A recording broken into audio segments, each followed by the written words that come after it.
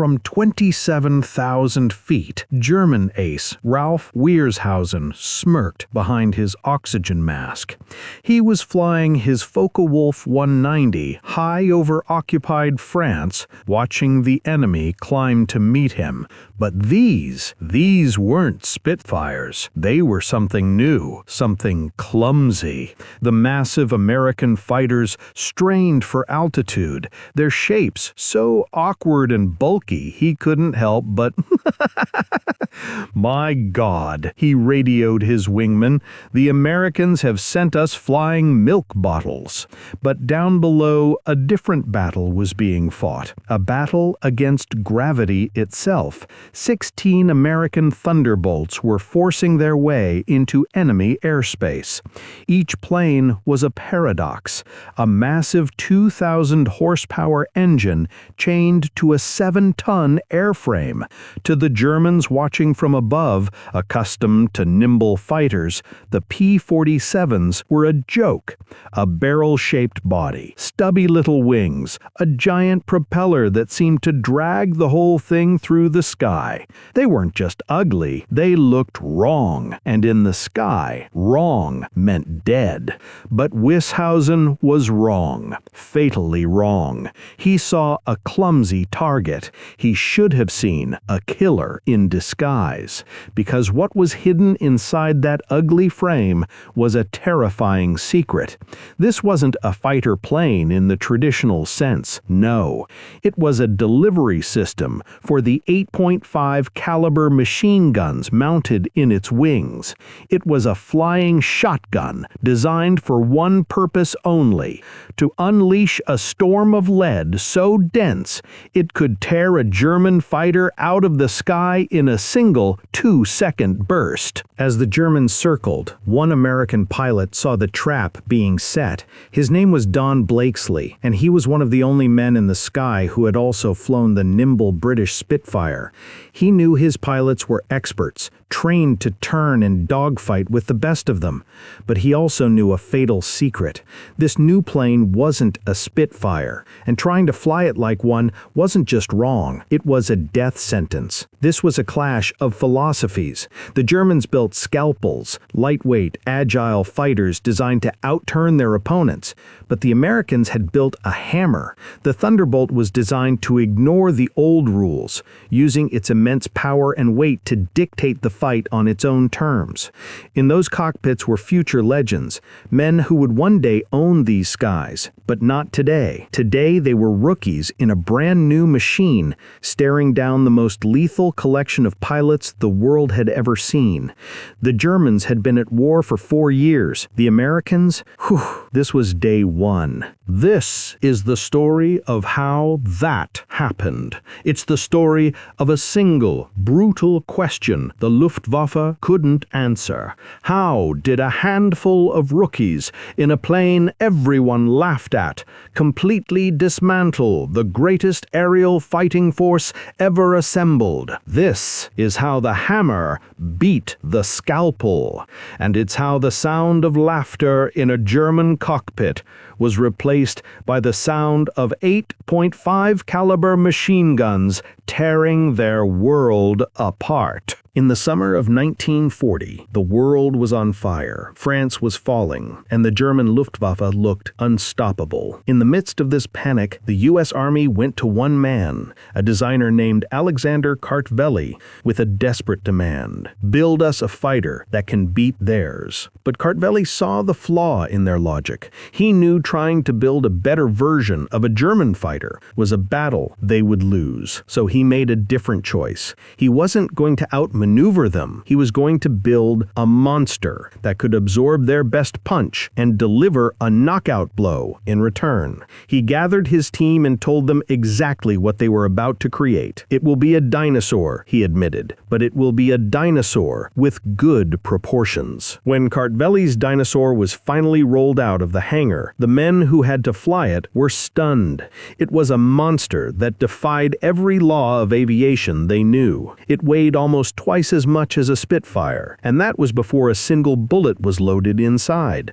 A complex web of pipes for its massive engine ran through the fuselage, making it look bloated and fat. It wasn't built for elegance, it was built for brutality. And as the first test pilots walked around the machine, they looked back at the engineers with a single skeptical question. You're joking, right? This thing, it actually flies? Oh, it flew. And it flew thanks to a secret hidden deep inside its monstrous frame. The Thunderbolt had a set of mechanical lungs. While other fighters were starved for oxygen in the thin air above 25,000 feet, the P-47's massive engine could take a full breath. This was its territory. Up here, where German engines choked and their wings lost their bite, the Dinosaur came alive. It was in this cold, empty space that the hammer was designed to fall. But before the Thunderbolt could kill Germans, it had to stop killing Americans. The pilots training to fly it discovered a terrifying truth. The Dinosaur was a wild animal, and it fought them at every step.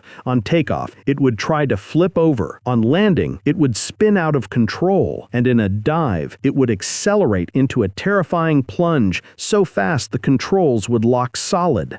In just 4 months, the P-47 killed more of its own pilots in training than the Germans would in the first months of combat. But a few men survived long enough to tame the beast. They realized its secret. You couldn't fight it. You had to unleash it. One of those men, a farm boy from Oklahoma named Robert Johnson, said it best. It was like strapping yourself to a locomotive, he explained. You didn't fly it, you aimed it. And for the first few months, the German aces were right. The flying milk bottle was a pig. It couldn't climb with their Messerschmitts, and it couldn't turn with their Focke-Wulfs. In the tight, swirling dogfights over France, the Americans were getting slaughtered. So the Germans developed a simple playbook for killing them. Rule 1, attack from below, where the heavy fighter struggled to climb. Rule 2, drag it into a turning fight, where its weight became a death sentence. It was like watching a fencer systematically take apart a clumsy boxer, and the Germans were landing every blow. The official verdict from Germany's top combat leader, Josef Priller, was even brutal. In his after-action report, he declared the Thunderbolt to be nothing more than meat for the slaughter. He said his pilots had already come up with a nickname for the Americans inside them. Indianer, fat targets, he explained, pretending to be warriors. And the numbers were a bloodbath. The Germans weren't just confident, they were correct. In the first month of combat, for every German fighter the Americans managed to shoot down, the Luftwaffe killed nearly 5 of theirs. The failure was so total that even their closest allies, the British, began to doubt them. From the cockpits of their nimble Spitfires, RAF pilots watched the American experiment with pity, and soon a dark joke began to circulate through the air bases. The best way to dodge an enemy in a P-47? Unstrap and run around the cockpit. But the Germans were so focused on the kills, they missed a disturbing clue. The Thunderbolts were dying, yes, but they weren't dying correctly. A German pilot would hammer a P-47 with cannon fire, watching chunks fly off the wings and fuselage, and the American plane would simply refuse to fall. One limped back to base with over 20 cannon wounds. Another soaked up more than 100 machine gun rounds. This was damage that would have vaporized a Spitfire. They were witnessing the Dinosaur's secret weapon. It was built to bleed. The massive air-cooled engine had no fragile liquid-filled heart. You could shoot it full of holes, and as long as a few cylinders were still firing, it would just keep pulling. But if the dinosaur's thick skin was the first clue, its teeth were the second, and they were far more terrifying. When a Thunderbolt's guns opened up, they didn't just shoot, they erased whatever was in front of them. German pilots were used to dodging the quick spaced-out bursts from a cannon, but the P-47 projected a solid stream of lead for 30 continuous seconds. In a dogfight, that isn't a long time, it's an eternity, and it was enough to saw a Messerschmitt in half. On June 26, 1943, the Germans sprang the perfect trap. 16 Focke-Wulfs, led by an expert ace, dropped out of the sun to ambush a formation of American Thunderbolts.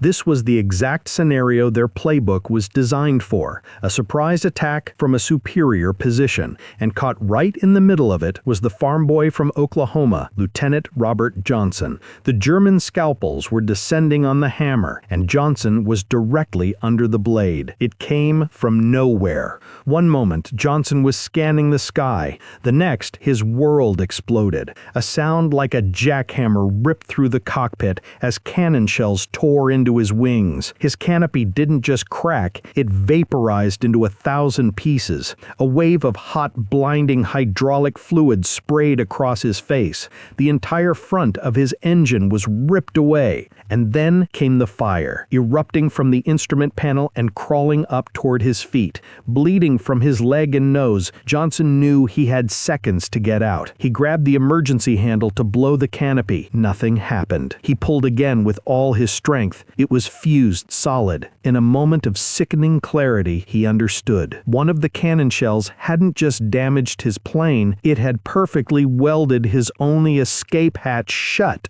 He was 5 miles high, on fire, and trapped in a falling coffin. But the coffin refused to fall. Deep within the mangled frame, the dinosaur's heart was still beating. The engine coughed and shook itself with such violence that Johnson was sure it would tear itself from the wings.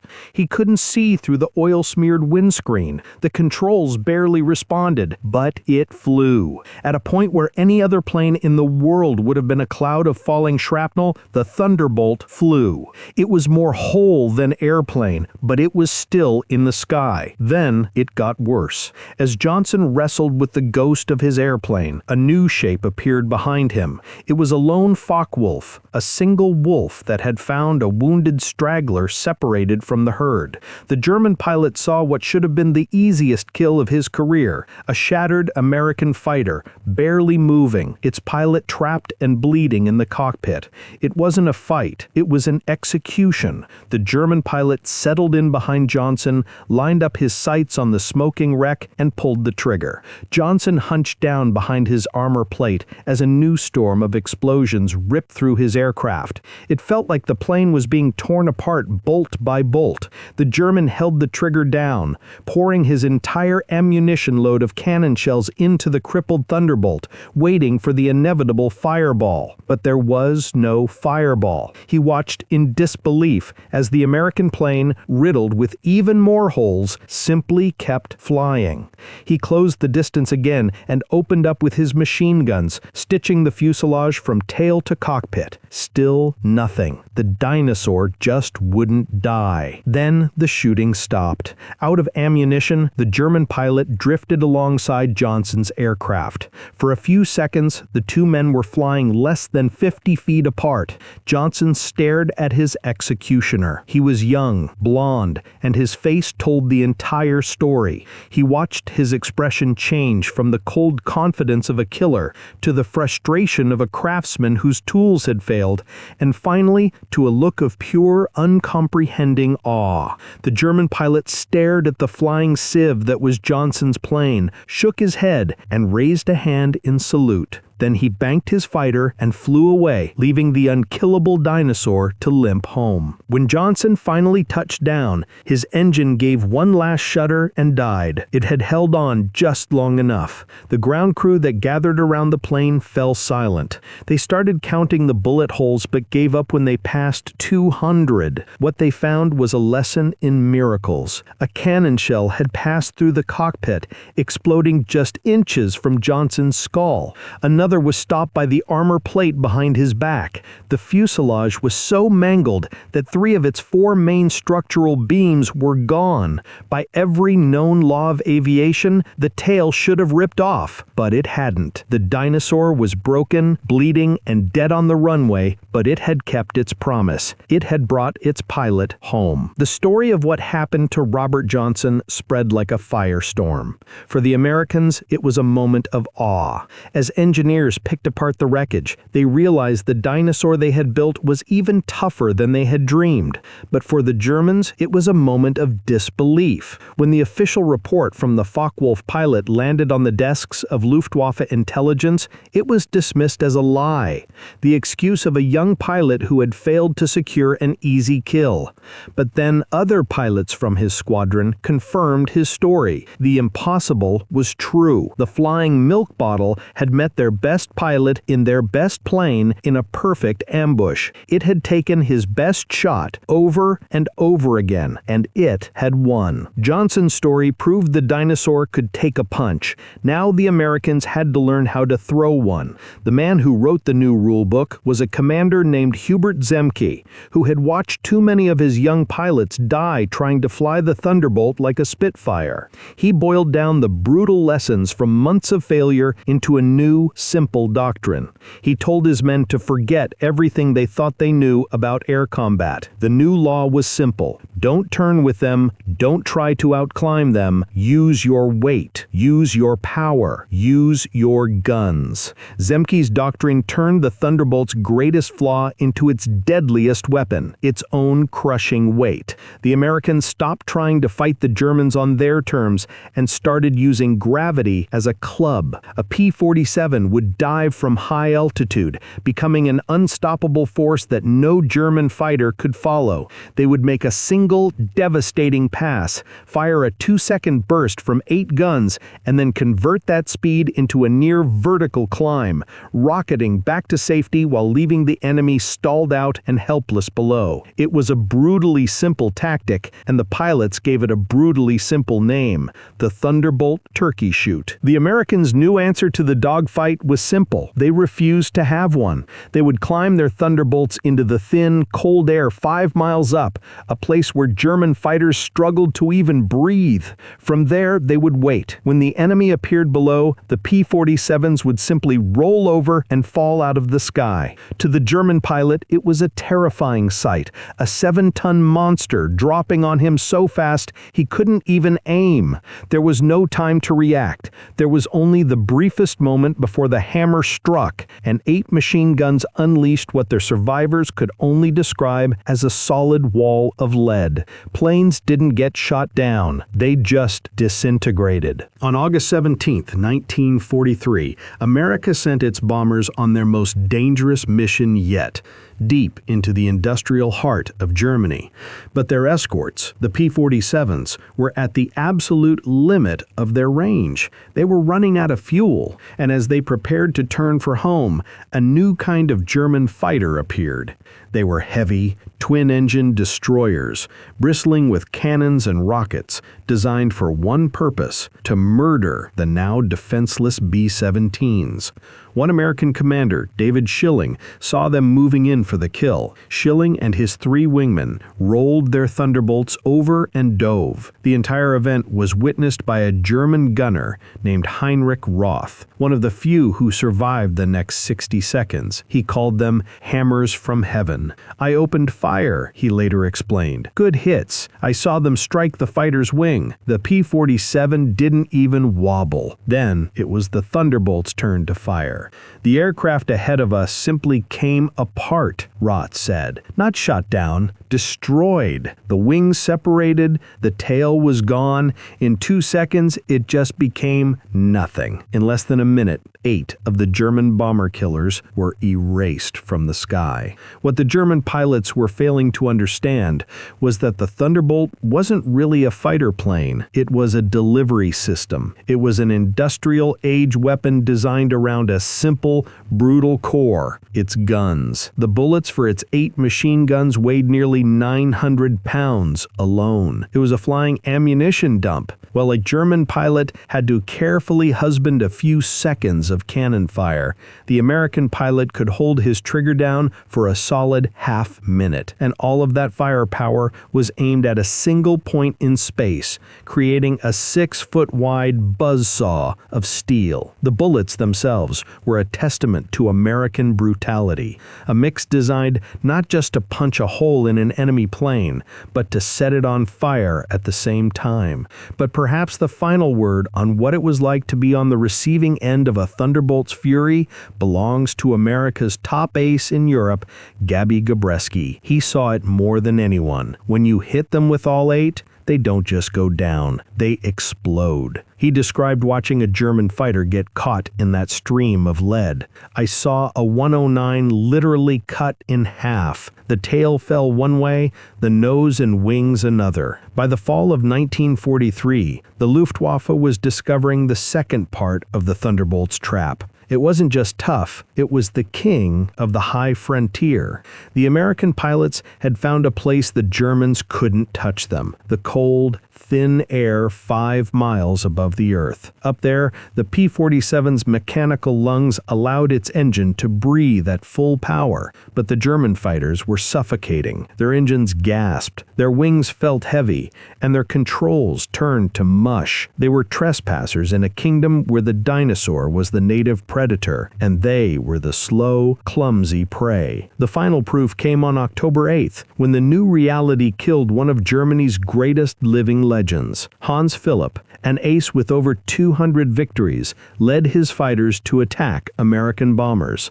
But the fight was at 28,000 feet, and up there, his Focke-Wulf was suffocating. The controls felt like lead. The engine was starved for air. He was a master swordsman whose blade had suddenly turned to rubber, and that's when the hammers fell from above. The pilot who picked him out of the sky was a familiar one, the farm boy who had been left for dead just months before, Robert Johnson. His official report was the final word on the matter. Observed strikes along entire fuselage. Enemy aircraft exploded. No parachute observed.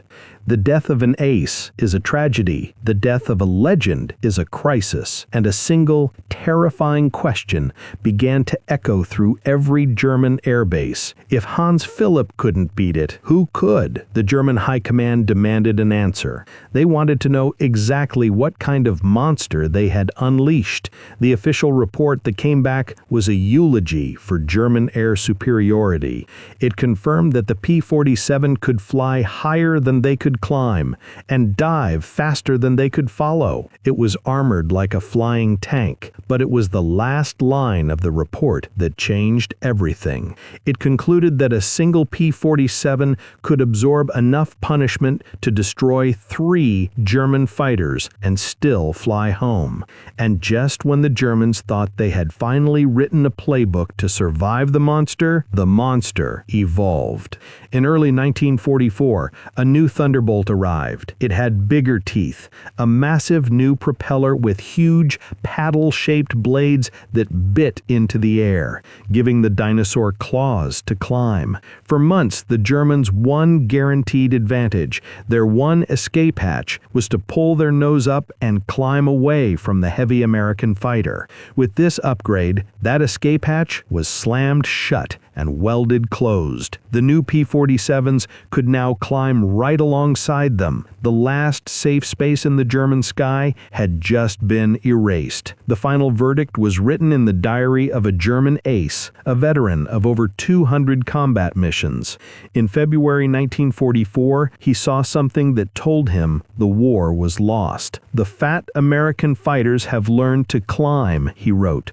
"We bounced a formation, expecting our usual advantage. They turned into us and climbed with us. When we tried to disengage, they followed us." He then described watching one of his wingmen get caught. Schmidt was blown apart, nothing left but smoke and fragments. His final entry on the matter served as the epitaph for an entire Air Force. "These are not the same machines we laughed at last year." The final upgrade gave the monster a voice. As the new propeller blades tore through the air, their tips broke broke the sound barrier, unleashing a deep, gut-wrenching roar that echoed for miles. For the German soldiers on the ground, it became the most terrifying sound of the war. It was a rumble that started in the distance and grew until the very earth seemed to shake. The sound of the hammer falling. They gave it a name that was born from pure fear, Donnerschlag, the thunderclap. By the spring of 1944, the last safe space for the German Air Force was officially erased. For months, their entire strategy had relied on a simple fact: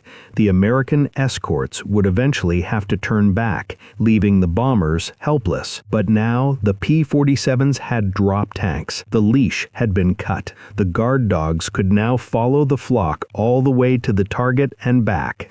This presented the German pilots with a fatal choice. Their orders were to destroy the bombers at all costs, but to do that, they now had to fly directly through a wall of the deadliest fighters in the sky.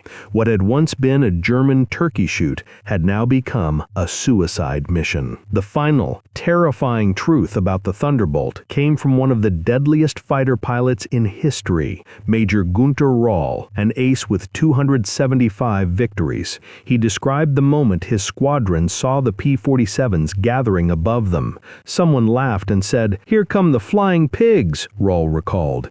He then added a single, chilling sentence. Nobody was laughing 30 seconds later. He described the Thunderbolts coming down like an avalanche. "The first pass destroyed 3 of our fighters, just gone," he said.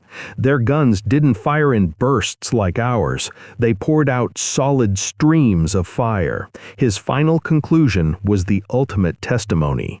Getting caught in that stream, he said, meant instant death. But the final nail in the coffin wasn't a weapon the Germans could see. It was one they could feel. It was the crushing weight of time. The German fighters were sprinters, their high-strung engines burning fuel at a ferocious rate for a few minutes of peak performance. The Thunderbolt, however, was a marathon runner. Its massive engine could sip fuel at high altitude, allowing it to stay on station for hours. For the German pilots, this was a special kind of hell. No matter where they looked, no matter when they attacked, the Thunderbolts were always there, circling patiently, waiting. They couldn't be outrun. They couldn't be outclimbed. And now they couldn't be outlasted. Just as the Luftwaffe was being systematically broken in the skies, a new nightmare was about to begin for the German army on the ground.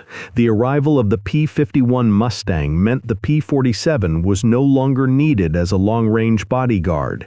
It was now a free agent, and as the Allies prepared for the invasion of France, they took the most powerful fighter killer in the world and pointed it at the Earth. What they discovered was that the same 8 guns that could disintegrate an airplane could do the exact same thing to a supply column. A single 2-second burst could shred a truck, punch through the armor of a half-track, and erase anything caught in its path. But the guns were just the beginning. The German soldiers who survived the strafing runs soon learned a new kind of terror. They started seeing Thunderbolts carrying bombs. A single American fighter plane was now delivering the same payload as an early war medium bomber. And then it got worse. The Americans strapped rockets to the wings, 10 of them, each one hitting with the force of an artillery shell. The monster could now strafe, bomb, and deliver a rocket barrage in a single pass. It wasn't a fighter plane anymore. It was a one-plane apocalypse. The final word belongs to a man who saw the end of his world from a trench in Normandy. Colonel Hans von Luck, a veteran Panzer commander, described what it was like to be hunted by the Thunderbolt.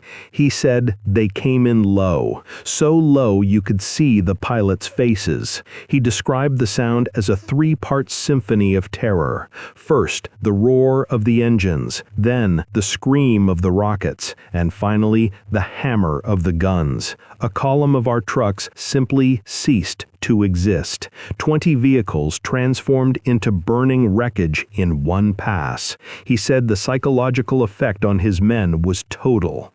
They were called jabos, fighter bombers, but von Luke knew that wasn't the right word. He knew they were facing something new, something that defied all the old categories of warfare. He called them flying artillery, with the accuracy of snipers. D-Day was the final exam, and on June 6, 1944, the German Air Force learned the war was over. The story of that day was best told by one of the only German pilots who made it through the meat grinder and lived to tell the tale.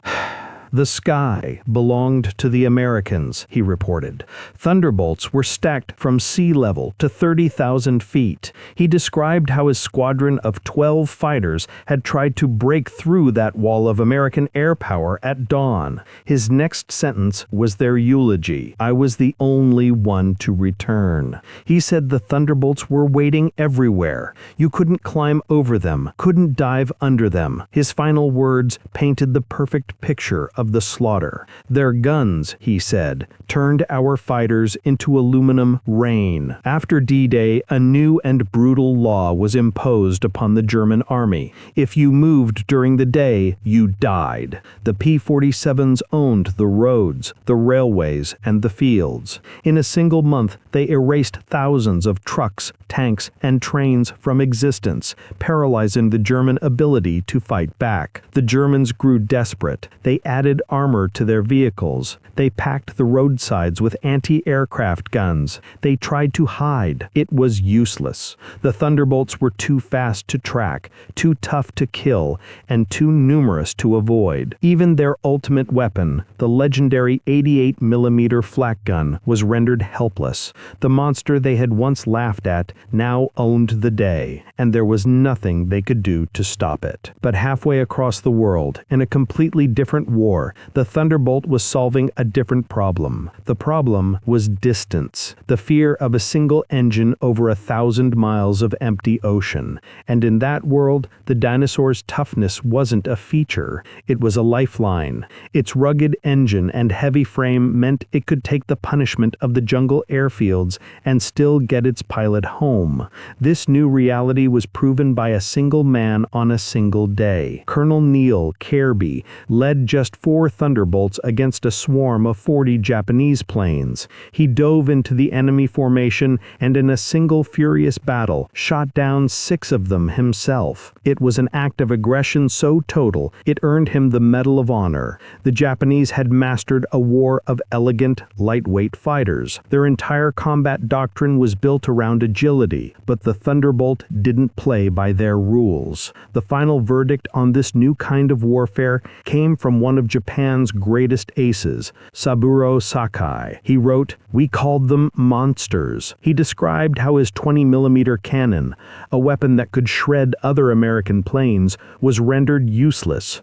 I put dozens of rounds into one Thunderbolt and watched it fly away, he recalled with disbelief. Then he described what happened when the monster shot back. He said their return fire was terrifying, streams of heavy bullets that tore aircraft apart. But there was one last mission, one final impossible distance to cross, the endless ocean between American bombers and the home islands of Japan. To solve it, the Thunderbolt underwent its final evolution. Engineers turned the wings themselves into massive fuel tanks, creating a version that could fly for over 2,000 miles. And in the final stunning irony of the war, the flying milk bottle of 1943, the short-legged fighter that pilots had initially despised, was now the long-range gladiator escorting America's most powerful bombers to the very heart of the Japanese Empire. The Dinosaur had finally reached the end of its hunt. In the final months of the war, the future arrived. The German Me-260 262 jet was a ghost, a machine so fast it was supposed to be untouchable. It was the weapon designed to make propeller planes like the Thunderbolt instantly obsolete. But the old Dinosaur had one last trick. It couldn't fly as fast as the jet, but it could fall faster. On November 27, 1944, a German jet pilot was cruising with the arrogant confidence of a man in an unbeatable machine. What he never saw was Lieutenant Colonel John Myers' P-47, 5 miles above him, tipping over into a dive. Meyer used gravity as a weapon, his Thunderbolt accelerating into a near-silent 500-mile-per-hour plunge. The jet pilot's first warning was his last, as 8 machine guns opened up from a direction he never thought to check. The combat report was the final brutal epitaph for the age of pistons. The enemy aircraft disintegrated under fire, Meyer wrote. Both engines separated from the fuselage. The pilot did not escape. In the last winter of the war, the Americans unleashed their final answer. They created a specialized version of the Thunderbolt for a single purpose: to hunt jets. The P-47M was the fastest of its kind, an engine supercharged to its absolute limit, designed to close the gap on the future. The men who flew it wrote the final chapter in the Thunderbolt's playbook. Major George Bostwick, who shot down 2 Me-262s, explained the jet's fatal secret. They are faster, his report stated, but they can't turn and they can't take punishment. He described how the futuristic weapon was ironically a glass cannon. He wrote, "One good burst from our battery and they come apart like they're made of paper." He then revealed the simple predatory tactic that sealed the jet's fate. They have to slow down to attack bombers. That's when we get them. On New Year's Day, 1945, the German Air Force threw its final punch. In a massive, desperate gamble, nearly 1,000 German fighters swarmed across the front lines in a surprise attack, hoping to wipe out Allied air power on the ground. For a moment, it worked. At one American airfield, German fighters roared in at treetop level, catching rows of P-47s parked and helpless. They left 22 Thunderbolts burning on the runway. In the aftermath, a captured German pilot was brought before the American commander. He pointed to the columns of black smoke rising from the flight line, and with a smirk, he asked a simple question: "What do you think of that?" The American commander, Major George Brooking, looked at the burning planes, then looked at the captured pilot. His response was the single brutal lesson that had taken the Germans 4 years to learn. He asked the pilot 2 questions. How long will it take us to replace our planes? 24 hours. Then he asked the second question. How long will it take you to replace your pilots? And in that moment, the German pilot's smirk vanished, because he understood the war was over. He had won a battle against machines, but he was fighting a war against a factory, and the factory was winning. The Americans lost planes, a resource they had in infinite supply. The Germans lost pilots, the one thing they could never replace. In the end, the Thunderbolt's greatest weapon was not its armor, its engine, or its guns. It was the factory. While Germany built its fighters like sports cars, handcrafted by masters, America built its fighters like tractors. They were designed to be assembled by anyone, anywhere, at a speed the world had never seen. At the height of the war, a brand new Thunderbolt rolled off an assembly line every 60 minutes, every hour of every day. And the true miracle was who was building them. They were assembled by women who just months earlier had never held a rivet gun or read a blueprint, and yet they built a machine with more than 65,000 parts, a machine tougher, stronger, and more lethal than anything the old masters of Europe could create. The Germans had been defeated by flying milk bottles, but the milk bottles were built by Rosie the Riveter. But the plane itself was only the fist. Behind it was the full, unstoppable weight of an industrial continent. For every pilot pulling a trigger in the skies over Germany, a river of steel flowed from the American heartland. 10 million bullets a month, each one a miracle of precision. And that river of steel was floated on an ocean of high-octane fuel, shipped across the Atlantic in tankers that themselves were built on an assembly line. The Germans had perfected the art of building a flawless weapon. They never understood they were fighting an enemy who had perfected the art of building the factory that built the weapon.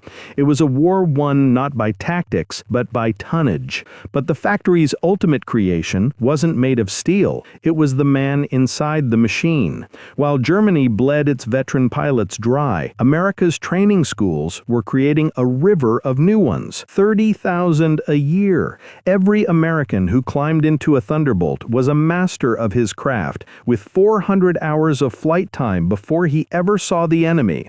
The young German he was flying against? By the end of the war, he was lucky to have 100 hours. It wasn't just a better plane. It was a better pilot in a better plane, supplied by a better factory. It wasn't a fair fight. It was an industrial execution. The American system didn't just create pilots. It created professionals. They were scholars of their own destruction. They arrived in Europe having already flown more hours in a P-47 than many German aces had in their entire careers.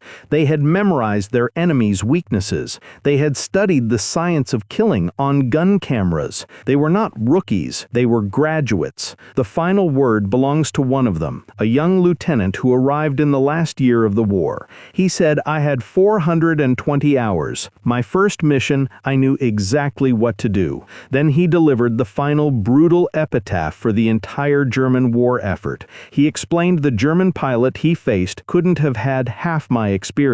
It wasn't even a fair fight. The story of the Thunderbolt ends exactly where it began, with a German ace named Joseph Priller. The same man who had laughed at the flying milk bottles in 1943 was asked 2 years later to give a statement to boost public morale. His report was so devastating, so utterly demoralizing, it was censored and buried. This is what he said. First, he spoke of the machine. The Thunderbolt is the best fighter-bomber ever built. It carries bombs like a medium bomber, fires rockets like artillery, and fights like a fighter when needed. Then he spoke of the factory. Beyond the machine is what it represents: unlimited American production. They lose 10, they build 20. We lose 1, it's gone forever. Then he spoke of the men. Their pilots arrive better trained than our instructors. They have fuel for training, ammunition for practice, spare parts for everything. We have nothing but courage, and courage without resources is just delayed defeat. He remembered his own words from 2 years earlier and confessed the final, terrifying truth. We laughed at them in 1943. We're not laughing now. When you hear those guns, you know death has come calling. His final words were not an excuse. They were an epitaph. They didn't beat us through better tactics or braver pilots. They buried us under an avalanche of steel and lead. In the last month of the war, the Luftwaffe was a ghost. Its final graduates were boys with just enough training to take off and die. One of them, a rookie named Klaus Brettschneider, flew a single combat mission. His war lasted 12 seconds. He described seeing 4 Thunderbolts diving on him. "I tried to turn, but they were too fast," he said. "My aircraft shook like it was hit by sledgehammers. The engine exploded, the wing separated. He managed to bail out, the only one to do so. From his parachute, he watched as the Thunderbolts erased his entire squadron from the sky. 6 fighters gone in under a minute," he recalled. His final words painted the last terrible picture of the air war over Germany. The sky, he said, rained burning aluminum and bodies. In the end, the Thunderbolt's most effective weapon was not its guns, but the fear they created. The P-47 had become a sickness that infected the German war machine. Doctors gave it a name, yabo fever. It was a condition that could break the bravest men in the world. Hardened veterans who had faced Spitfires and MiGs without flinching would become physically ill at the mere thought of a mission against the Thunderbolts. And for the soldiers on the ground, the final terror was its sound. sound. The deep thundering roar was no longer just a noise, it was a promise. It was the sound of what Josef Prieler had called the avalanche of steel, and it was the sound of the end of their world. In the end, the story of the Thunderbolt was a war of numbers. It was a story of industrial slaughter written in a language the Axis could not comprehend, the language of the air, where it swept over 7,000 enemy aircraft from the sky, the language of the rails, where it erased nearly 10,000 locomotives and 86,000 railway cars, the language of the roads, where it turned over 70,000 trucks and 6,000 tanks into scrap metal. But the final math was the most brutal of all. For every one of its own it lost in combat, the Thunderbolt killed nearly 5 enemy fighters in return. It was the deadliest weapon in the sky, and it was the one most likely to bring its pilot home. It was the perfect, unkillable monster, and it had won the war. But the final number was not about machines. It was about men. America could build a new Thunderbolt every hour. Germany could not build a new ace. In the skies over Europe, an entire generation of Germany's best and bravest was systematically hunted to extinction, many of them by the guns of the P-47. By the end, the fight was no longer a contest. It was a mismatch. It was a seasoned professional with hundreds of hours of combat experience facing a terrified boy who was still learning how to fly. The final statistic was the only one that truly mattered. By 1945, the average P-47 pilot had more time fighting in combat than the average German pilot had in an airplane. When the war was over, Allied soldiers captured the secret intelligence files of the German Air Force. In those files, they found the P-47's final hidden story, told in the words of the men who had been destroyed by it. It was the official record of a 2-year nervous breakdown. The entry for April 1943 was arrogant, inferior, minimal threat. By the end of the year, the tone had changed. Firepower problematic, significant threat. By D-Day in 1944, the confidence was gone, replaced with fear. Dominant, devastating, critical threat. And then came the final terrified entry in the last winter of the war. It was the ultimate admission of defeat, the final verdict on the flying milk bottle that had brought their world crashing down. Assessment: unsurvivable. But the final word on the Thunderbolt did not come during the war. It came 40 years later from the one man who had led the German fighter force, General Adolf Galland. He was asked what he thought of the P-47. He began with a confession. He said, "We made a terrible mistake. We saw this big fighter and laughed. We were the ones who didn't understand." He explained that the Americans hadn't built a better German fighter. They'd built an American one, designed around production, firepower, and survival. It was then, he said, that he realized the brutal truth. "That's when I knew we never had a chance." Then he remembered the sound. He called it Roosevelt's piano. Once you heard that sound, you never forgot it. Many of my friends heard it for the last time. His final words were the Thunderbolt's ultimate epitaph. The P-47 didn't just defeat the Luftwaffe, it destroyed it. The Thunderbolt was the perfect expression of the American mind. It was a machine built on a single, brutal principle. If you can't make it elegant, make it unbreakable. It was designed to fail and survive. If a control cable was shot away, there was another one right next to it. If the pilot pulled the wings in a turn hard enough to kill a man, the wings would not break. But the true masterpiece was the gun system. It was a flawless engine of destruction inside the larger machine. The guns were heated so they wouldn't freeze. The ammunition was fed by electric motors so it wouldn't jam. Everything had a backup. The Germans built a scalpel scalpel. The Americans built a hammer that could be used as a shield, a club, and an anvil. It was a machine designed with the absolute certainty that on the worst day of its life, when everything had gone wrong, it would still have one last job to do: bring its pilot home. But there was one last myth, one final excuse that lingered for decades, that the P-47 won only through brute numbers, not superior quality. The combat records tell a different story. They tell the story of a better weapon. The Germans had built a sniper rifle. Their cannons were powerful but required a single perfect shot from a master, and they only had a few bullets in the magazine. The Americans had built a combat shotgun. Its purpose was not precision, it was devastation. In a chaotic high-speed fight, you didn't need to be a perfect shot, you just needed to point it in the right direction to guarantee a hit. But the real secret was what happened when the bullets arrived. A German cannon shell was designed to create a spectacular explosion on the surface, but the American .5 caliber bullet was designed to punch through the armor first and then ignite, starting a fire deep inside the enemy's plane. It was the difference between a slap and a dagger, and in the skies over Germany, the daggers won every time. The legacy of the Thunderbolt is the story of impossible contradictions. It was a single-engine fighter that weighed more than a twin-engine bomber. It was a single engine that produced more power than an entire squadron of aircraft from the war before it. It was a single pilot who carried the firepower of an entire platoon of infantry in his hands. But the greatest contradiction of all was this: the most complex, brutal, and over-engineered fighting machine of its day was mastered by an army of ordinary people.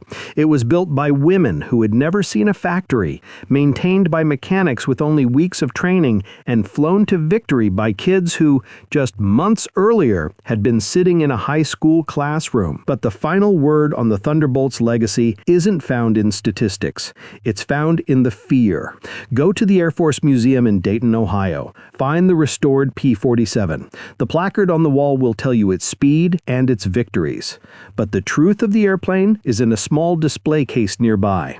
It's a quote from an unnamed German pilot, and it tells the entire story.